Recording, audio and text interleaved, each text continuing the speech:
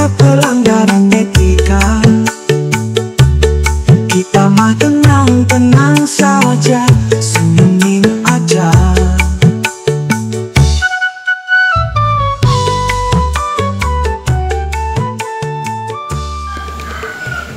Saudara-saudara sebangsa dan setanah air, sedunia nyata dan dunia maya yang ternyata nyata juga. Tapi jika tidak nyata jangan baper, dan kalau baper jangan dinyatakan. Negara yang banyak diurus oleh yang kita tunjuk dan pilih sebagai pengurus negara adalah negara yang tidak begitu membanggakan. Apalagi kalau pengurus negaranya tidak proper, tidak kompeten, tidak kredibel, tidak amanah, korup, penipu, munafik, dan lain sejenisnya.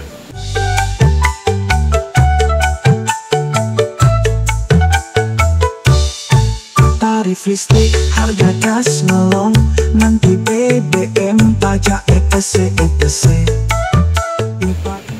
Banyak kejadian membuktikan itu. Dari lembaga yang justru kita harap bermula dari sikap moral dan integritas yang tinggi semacam Mahkamah Konstitusi, Komisi Pemberantas Korupsi, Komisi Pemilihan Umum, bahkan Ketua KPK melakukan tindak korupsi itu nggak banget deh. Kita dengar anggota parlemen ngebet jadi profesor dengan cara tipu-tipu dan memanfaatkan kuasa mereka dengan cara-cara KKN, relasi kuasa dalam bentuk lain. Sementara ada penelitian yang baru saja diluncurkan memposisikan Indonesia nomor 2 di dunia dalam hal ketidakjujuran dalam praksis keakademikan. Bukan hanya soal kualitas rendah, tetapi dari sejak tesis, disertasi, tak sedikit yang melakukan penciplakan. Sungguh buruk. Senyumin aja. Tapi apakah hanya keburukan potensi kita? Sebetulnya tidak, lebih karena nila setitik rusak susu sebelanga. Karena salah urus atau tak adanya integritas dari mereka yang kita percaya untuk mengurusnya. Padahal, apakah semua harus diurus negara? Dalam hal jiwa sosial, ada banyak individu orang baik, baik secara sendiri maupun berhimpun, melakukan aktivitas yang membanggakan. Ada yang mendonasikan sedikit dari sedikit sisa uangnya, rezekinya untuk lian. Ada yang tiap hari membagikan sebungkus, 2 bungkus nasi dan lauknya untuk orang lain. Bahkan dalam berbagai aplikasi donasi seperti Kita Bisa atau Peduli Art dan lainnya, bisa terhimpun uang ratusan juta miliar untuk disalurkan ke yang lebih membutuhkan. Bahkan dalam hal kucing kelaparan di jalanan pun kita bisa sangat peduli. Tak selalu banyak yang didonasikan, ada yang Rp5.000, Rp50.000, Rp100.000 dan seterusnya. Tapi dari yang kecil dihimpun dari sekian persen penduduk Indonesia ini saja bisa jadi sangat besar. Dengan BPJS misalnya, kini banyak orang desa di pelosok, orang miskin yang berani ke rumah sakit jika sakit, berat atau ringan. Karena dengan BPJS mereka tersantuni. Sayangnya, BPJS ketika diurus oleh negara, pengaturan dan pelayanannya merepotkan dan kadang membingungkan. Administrasi birokrasi bukan hanya menghambat tetapi membuka peluang korupsi. Padahal berapa duit untuk menggaji yang mengurus BPJS itu? Malah pernah duit BPJS diselewengkan untuk keperluan lain. Padahal itu duit siapa coba? Tapi itulah, jika negara tidak dipimpin oleh keteladanan. Dalam 5 tahun terakhir kepemimpinan Presiden Jokowi, sebutlah prestasi kepemimpinan apa yang menguat. KKN-nya.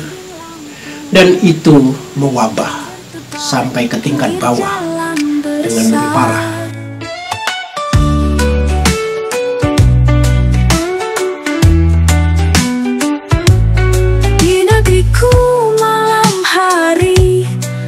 Dan begitu kecilnya kecil dibanding mulut besar orang-orang besar di tengah pasar. Para pengurus negara bisa dengan gampang main duit, tapi efeknya bukan produktivitas, melainkan konsumtivisme. Ketika disebut ada penyidik KPK terlibat judi online, ketuanya bisa enteng saja bilang mungkin lagi iseng. Ya mungkin juga si ketua KPK itu juga cuma iseng doang ketika jadi ketua KPK. Secara otaknya juga penuh keisengan melulu. Demikian juga para komisioner KPU bisa ngomong bahwa tindakan ketua KPU dalam perbuatan asusila adalah tindakan individu. Bagaimana menggunakan anggaran negara tapi dikatakan tindakan individu? Dari mekanisme anggaran itu sungguh muskil, tidak diketahui bersama.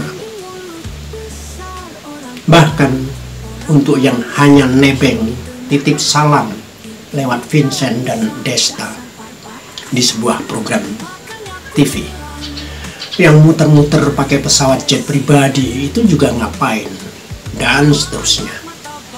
So, kepemimpinan yang buruk akan sibuk dengan prasangka dan kekhawatiran, termasuk presiden yang membatalkan pindah ke IKN di Kalimantan pada bulan Juli ini. Barangkali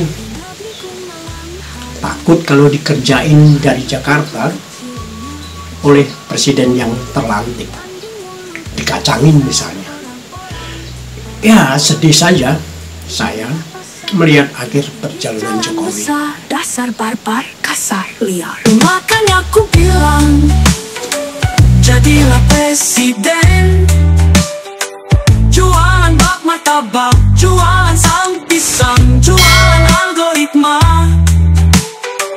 Sebelum ketahuan bohong, ya aku tahu tepatnya sadar. Kau pembohong, kau pembohong, kau pembohong, bohong.